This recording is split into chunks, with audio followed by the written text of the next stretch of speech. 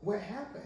And then he was like, well, I just came up and let you know we haven't done a biopsy yet. We just been trying to keep her alive for this time period, but now we have her stable, and just let you know she gonna look different when we bring her back up.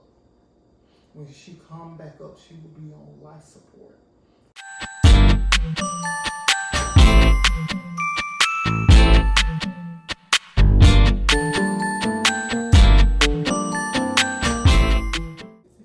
Hello everyone, I'm Deja. I'm Stacy, Deja's mom. And this is Beyond the Diagnosis.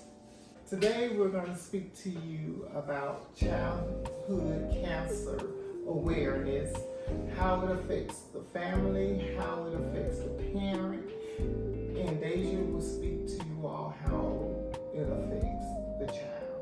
Yes, so today we're going to be talking about my story and how I was diagnosed with cancer. So, yeah, let's get it started. Yeah. Okay, so it started in, so do I want to say December or January? No, January. Okay. Let's talk about January 2021 and when we was in the height of COVID. Okay, so it all started in January 2021. So in January, I developed a cough. However, we thought that it was just a regular cold, like. Yeah, because in January, it's winter time. Yeah. And she about to come down with a cold or Right. something like that. Which it wasn't abnormal because I do be getting colds around that time anyway. So it was just like, okay, I developed a cough, but however, it started to progress. I started getting other symptoms as well. So it started off with a cough, then the cough got worse, and I also started having like nosebleeds towards like the end of January. Yeah. But let's back up a little bit because I remember one morning you woke up, we're in COVID, I'm working from home, totally 100%. You're at home because you're doing homeschool because we're in COVID. Right. So you woke up one morning and you was like, Mama, look at my neck. My It lymph looks- nodes all swollen. And I was like, yeah, it is. I was like, but maybe you're coming down with something, not thinking it was anything that serious. Right. I'm like, maybe you're coming down with something.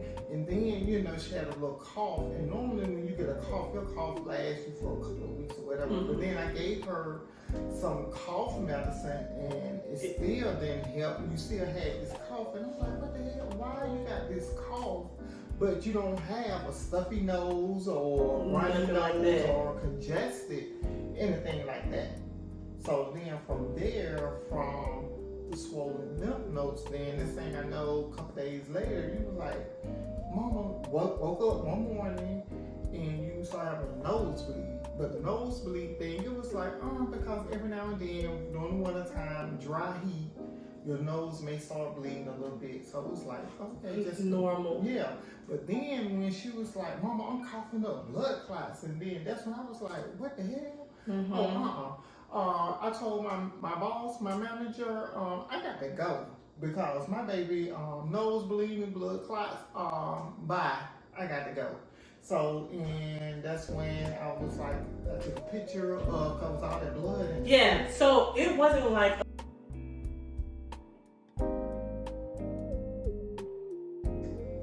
and I'm like just throwing up blood clots and my nose was just like flowing like a blood. And it was just it wasn't just regular blood, like you said, it was blood clots. And the clots were huge, like they were thick and huge. Right. So I'm like, what the heck? And it filled up the half of the sink. Right. So I'm like, okay, this is abnormal for real. Right. So I took pictures of it. So we went to the emergency room so they can see what We're we seeing, seen right. that brought us here. So when we went to the emergency room, they were acting like just a regular blood nosebleed, nothing too big, nothing to worry about, whatever.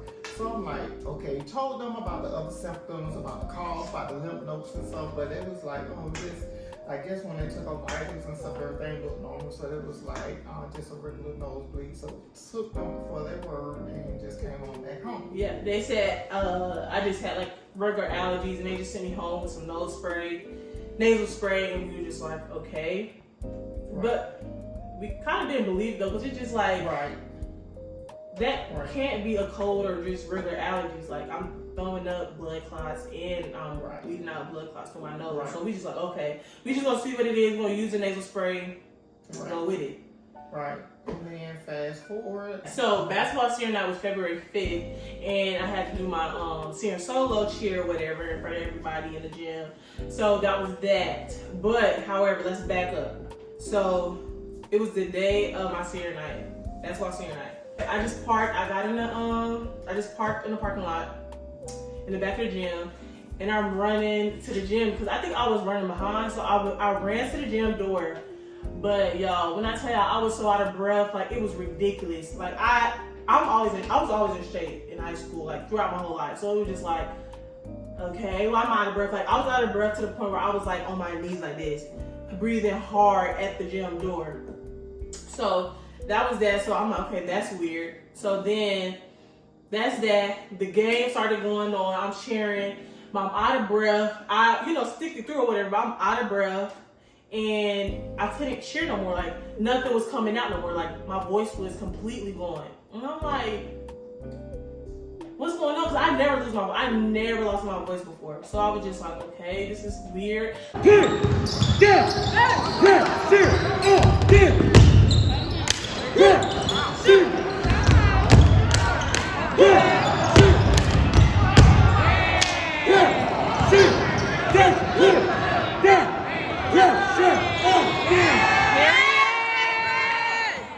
So that was that.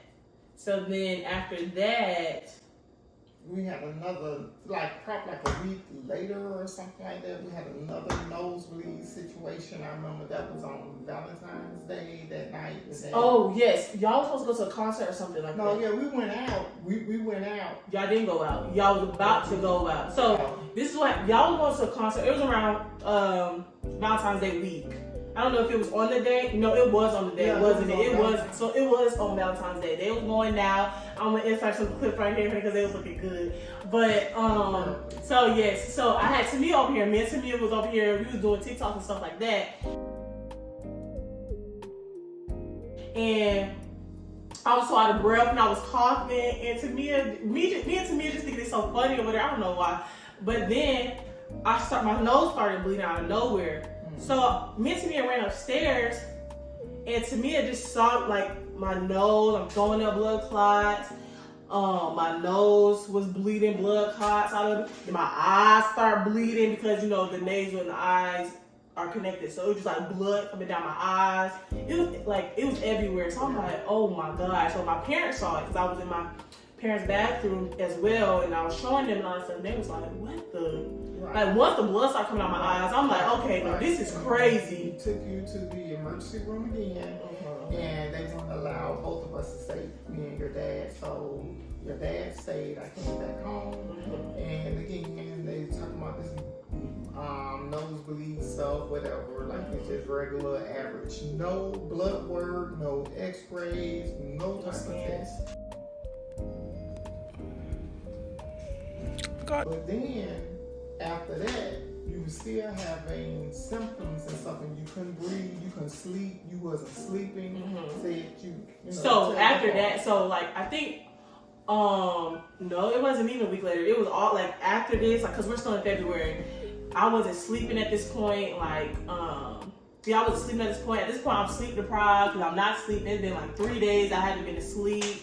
I was just so tired. I was out of breath. What were you feeling that caused you not to sleep? Okay, so the reason why I wasn't sleeping was because every time I lay flat on my back, because I lay flat on my back when I go to sleep anyway. So when I lay flat on my back, I felt like something was suffocating me and I couldn't sleep. So I would be scared to close my eyes and go to sleep because I feel like if I close my eyes and go to sleep, I'm going to die. And that's just how I felt because I couldn't breathe at all.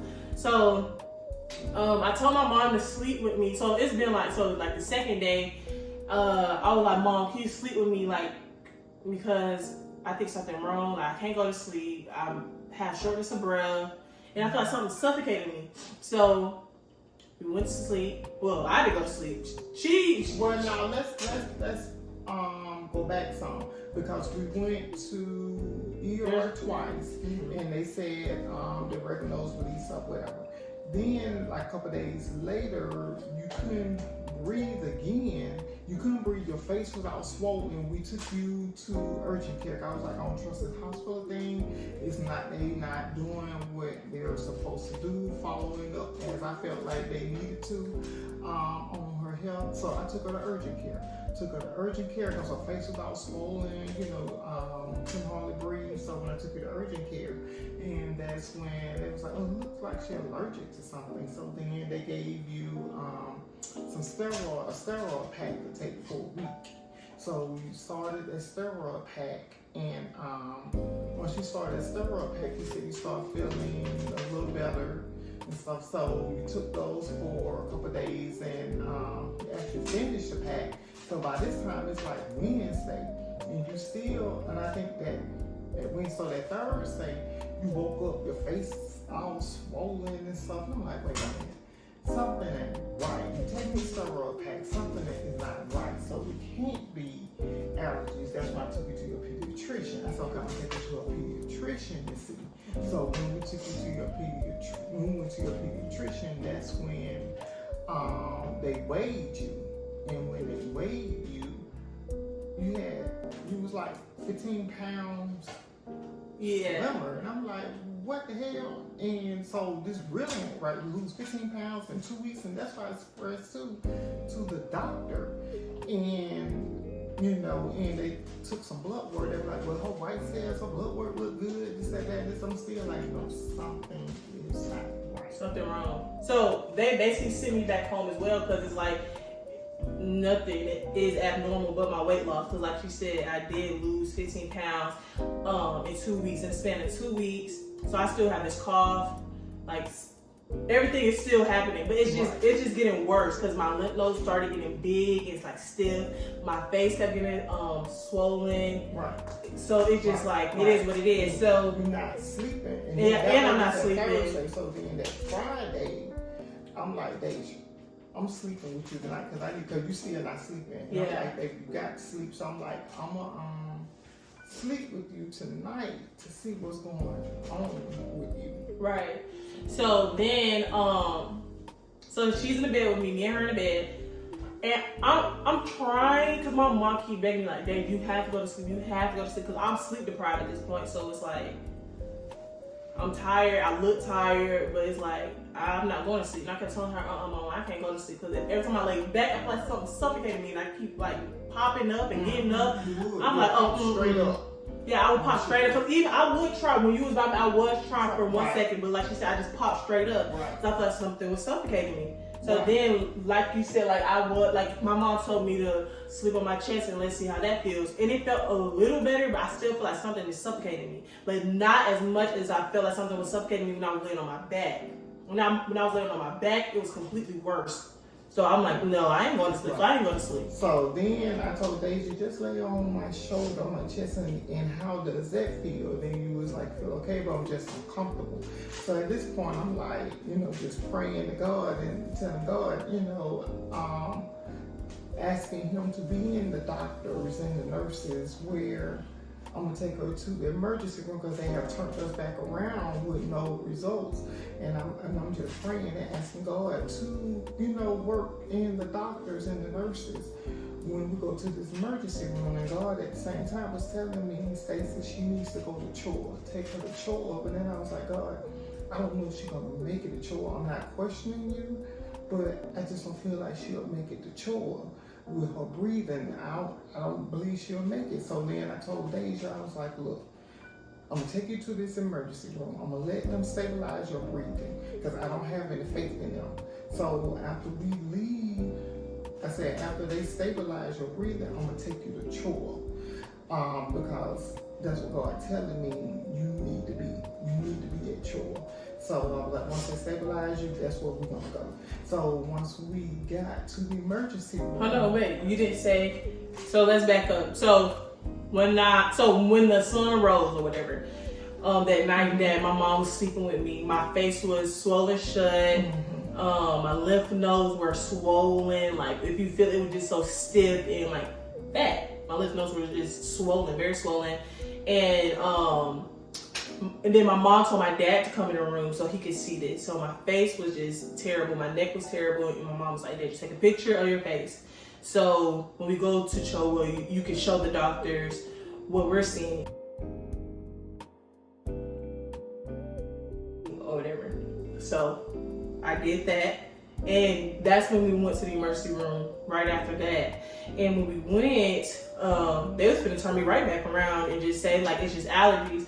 But once they seen my oxygen, they were just like, okay, yeah, something is wrong. They didn't know what was wrong, but they were just like, okay, no, something is wrong, because it was in like the 60 percentile range, and you know, a normal oxygen sat is 95 and above, but mine was in the 60s. So they was like, okay, yeah, something is wrong. So they put me to the back. We received a room, and they would just stick me with steroids. Like they was giving me steroids back to back to back to back to make sure that my oxygen level was where it needed to be in order for them to transport me to CHOA. So I think it got to like 80% or something like that, and then they put me on a stretcher to go to CHOA. So they stabilized me in the ambulance truck, and my mom met me at CHOA because she couldn't be in the ambulance truck with me. So. And I had to go home and go get some clothes and everything. So I went home and went and got some clothes. And because at this point, it's like 10, 11 o'clock at night. Mm-hmm. So I knew we were going to be over until the next day. Mm-hmm. Yeah, so then I met you at the emergency room at CHOA. And from there, when we got to CHOA, that's when the doctor was looking at you and just looking at the records, and because it was communicating already with the private hospital. So he was like, well, it just looks like she has allergies. That's what I'm like, no. That's what the urgent care doctor said. He gave her steroids. This was a week or so ago. This stuff has been going on for a couple of weeks now. It's more than allergies. That's not what it is. And I said, Deja, show him the picture of your face, how it looked, what brought us here from the beginning. Show him a picture of your face. And once Deja showed him a picture of her face, and that's when he was like, oh, wait a minute. And you can just see the concern on his face then. He said, let's go to x-ray. So then we went to x-ray. The x-ray her, chest up. So when they did the x-ray, and that's when he came back and said, he came back with the oncology doctor as well to the room and said, we believe she has cancer, we believe she has lymphoma, but we need to do a CT scan to verify what we're thinking. Right. It is. So. How he said it though, he was just like, okay, when I tell you, don't freak out because we don't know yet and we're not sure yet, but it looks like you have cancer. And when he said that, me and my mom looked at each other like, because however, right, because I was on the phone with my best friend Tamia. I was on the FaceTime with her because I wanted her to be in this moment as well, because it seemed like it was starting to get serious at CHOA. So he was like, are you sure you want to have somebody on the phone while we said this? Do we have your consent? I was like, yeah, this is my best friend. I want her to know everything as well.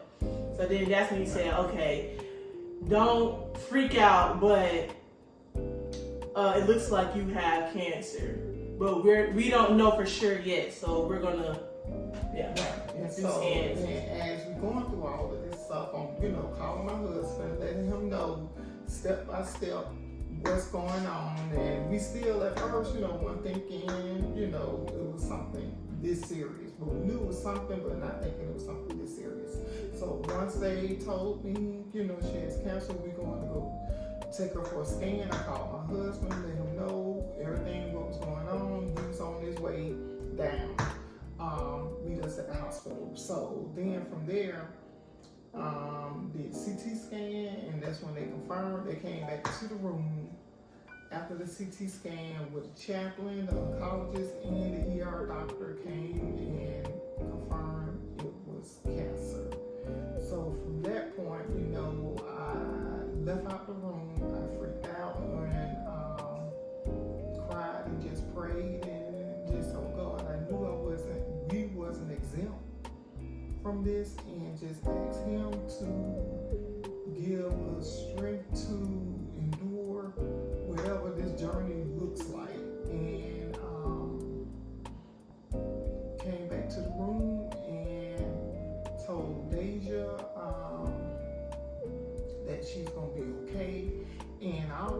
tell Deja she was special. Didn't know why she was so special, but this little girl always been special. And I always used to tell her that. And and I just reminded her at that moment, you know, I was like, you remember when I always used to tell you, you were special. You was a special little girl from the age of 2. I said, you remember when I always used to tell you that? I said, and God just put it on me to let you know that you're going to be okay, but I don't know what this journey is going to look like. But he let me know that you're going to be okay. And this is the reason why you are so special. And from there, the doctor, my husband there, Deja, you know, she was taking it better than my husband and I. Him and I both were freaking out, but she was still like, they didn't say it, they just said they think it is, and so we just kind of, you know, go from there. So she was taking it better than we were. Yeah, because I'm like, they didn't, like, because at first they didn't confirm, so I'm just like, okay, so, like, what are we worrying about here? Like, I don't know, I was just trying to be optimistic, and I had my best friend on the phone, and I didn't want her to freak out either, because I could tell by, like, her mood just shifted once he said that. So I'm like, oh Lord, like, I didn't want to freak out. They was already freaking out. I didn't want my best friend on the phone to freak out. So I'm like, okay, like, we don't know what this journey gonna look like, so let's just see. Like, let's not freak out about it. Right. Let's just see. And the doctor had said, we've already got your room in ICU, so we're gonna move over to ICU right now. And I'm like, ICU? Why are we not going into a regular room? Why are we going to ICU? And I knew then, too, something wasn't right. When he said that, I know, you know, she diagnosed with cancer, but people also, you know, recover and, you know, survive cancer. But I couldn't understand why we were going to ICU. And that's when he was like, well, we just, you know, going in there so they can, you know, monitor her and, you know, her care and everything. So that was February the 20th. Yeah. 2021. Yeah. So that was like early Sunday morning, late Saturday night, early Sunday morning. It's probably like about 1 o'clock or so. Right. Now. So on the scans, what they found was tumors. So what they found on the scan was a tumor on my trachea, which is my airway. So and it explained a lot, because it's like, okay, that's why I felt like I was suffocating when I lay flat, because you know your trachea is already like this. So if a tumor is laying against your trachea, it's going to be like this, and that's why I was having a hard time breathing. So I'm like, okay, you know, it made sense. But yeah, so now we're in the ICU. She haven't been asleep, and she won't go to sleep. We're in ICU now, late Saturday night, early Sunday morning. It's like 1, 2 o'clock in the morning. So then, about 8 o'clock that morning, the doctors came in, ICU doctors came in, and the oncology team came in. They were saying they want to do a biopsy on her. They need to do it as soon as possible, because where the tumor is located on her airways, but they was like, it's going to be very dangerous. So they've really been, you know, talking to other doctors, creating a team of doctors to do the biopsy, but they want to see if the tumor was in other location, because normally it would be like under your armpits. So they was hoping it would be there, so it would be quick and simple biopsy. But fortunately, the cancer didn't spread any other location, because you had only had it honestly only for like a month. The cancer that I've been diagnosed with, which is lymphoma, T-cell lymphoblastic lymphoma, this is a very aggressive and fast-growing cancer. So that's why, you know, it usually also spreads, because it's such a fast-growing cancer. Mm-hmm. And so, and what made it so dangerous is the location the tumor was on your airways and cutting off your breathing. So, and it wasn't like a small tumor; it was a huge tumor. And it had grown so quick and so fast, and that's what made it aggressive. But fortunately, then again, unfortunately, she did not have it up under her arm. It's because they were hoping she had one up under there so they can do a quick biopsy, because they didn't want to let her down to do the biopsy because of where it was located, and they didn't want to put you to sleep. They didn't want to put you to sleep to do the biopsy because, again, the location, the size, and the damage it was already doing to her health. So they was just, bringing in a team and just trying to figure out what would be the best way to do the biopsy, and trying to bring in the best people that you had to do your biopsy. But again, like I said, fortunately and unfortunately, the only location it was right there. So they put off doing the biopsy to that Monday because they wanted to make sure they had the right people in place and did enough research on it. And so the doctor came in and stated, they were going to do it that Monday, and the surgery, the biopsy was only going to take like an hour and a half, and then you'll be right back up.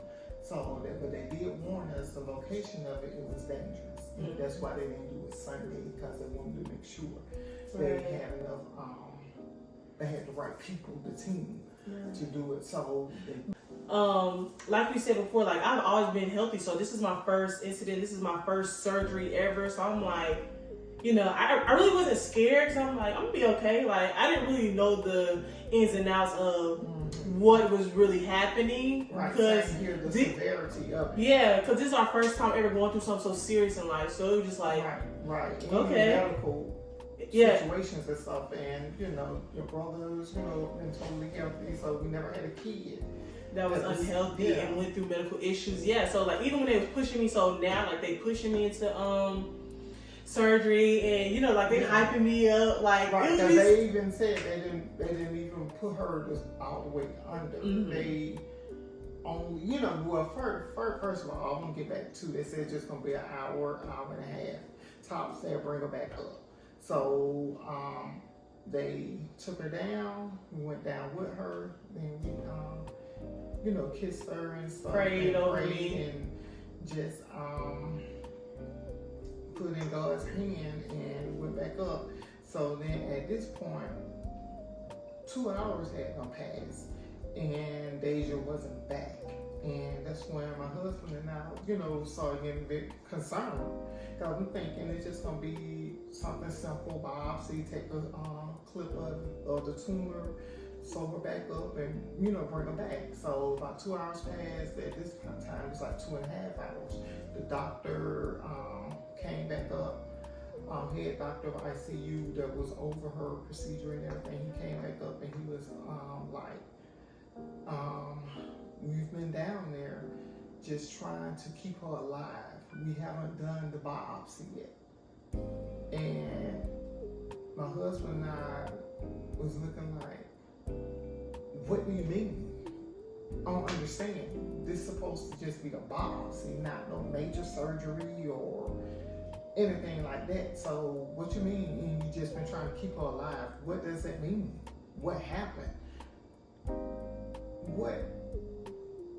What happened? And then he was like, well, I just came up and let you know we haven't done a biopsy yet. We just been trying to keep her alive for this time period, but now we have her stable, and just let you know she's gonna look different when we bring her back up. When she come back up, she will be on life support. When she come back up, and we're like, what the fuck you mean? She gonna be on life support? What the hell are you talking about? We went from biopsy to life support? What are you talking about? And when they brought her back, it was like all hell broke loose. And of course, us parents, me and my husband, we fell apart. We fell apart when they brought her back up.